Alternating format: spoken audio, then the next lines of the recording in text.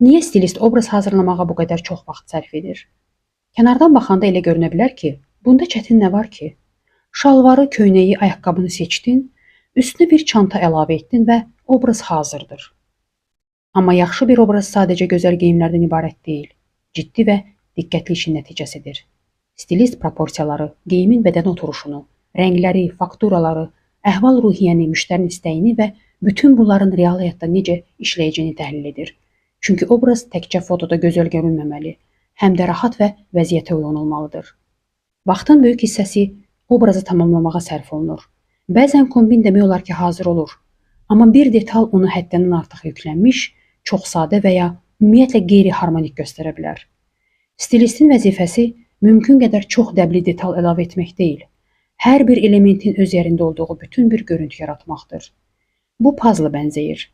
Detallar çox olmasa da, onlar bir-birinə uyğun gəlməyincə obraz tam və ahəngdar görünmür.